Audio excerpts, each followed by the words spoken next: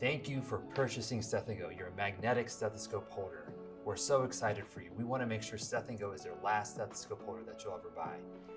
Before we begin, let's get familiar with the pieces. Steth N Go comes with two pieces, a magnetic hip clip, which is quite flexible and durable, and it can either be placed in front of you or off to the side.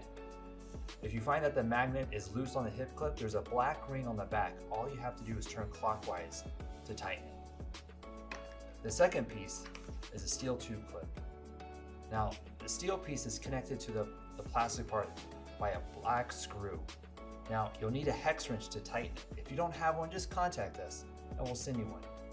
Now, the first part, before you start the attachment and detachment process, you'll have to put the stethoscope around your neck. Now, for those who have a dual diaphragm, you want to make sure you're connected to the larger side. Now, this is a master cardiology and there's only one side. And so all you have to do is take the steel piece, the steel tube clip, place it toward the end of the diaphragm. It'll pinch larger tubings, but it won't interfere with its function. And you want to make sure that the steel piece is pointing away from you and the ear tube clip area is facing toward the left. Once you have this, and your magnetic hip clip is connected to your side, we can begin the attachment process. Now there's three parts that you need to be aware of: the proper fold, the attachment, and then the detachment. Let's go over those. After examining your patient, your ear tips are pointing away from you. You're going to take the diaphragm with your right hand. You want to make sure the diaphragm is veering to the right. You're going to take the steel piece right underneath the ear tips. Make sure that the ear tube clip area is facing upward. You're going to take the steel piece and push it into the magnetic area. When you hear that click, you know your stethoscope is secure. Some of you may want to slide down. You can do that, but it's a little more difficult. So all you have to do is push it straight in.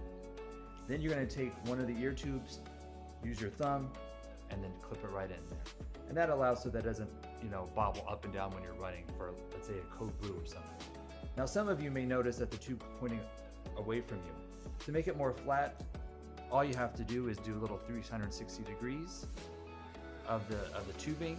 Take the steel piece and push it straight in. As you can see here now, it's lying more flat on your leg. And that's the attachment section of how to use Steth N Go. Now for the detachment, all you have to do is use one finger. You're going to place it right underneath. You're going to push into the magnetic area and upward, and it's that easy. Now, to detach one of the ear tubes from the ear tube clip area, you're going to brace the stethoscope with one hand, take the diaphragm and pull upward. And that's also very easy to do. And then you get to examine your patient and then move on. Now, some of you may be concerned about losing your magnetic hip clip because we're always running around. So I recommend that you take your stethoscope, attach it, and then pull the whole thing out as one piece. And then you can store it in a safe area. I use the back of my trunk.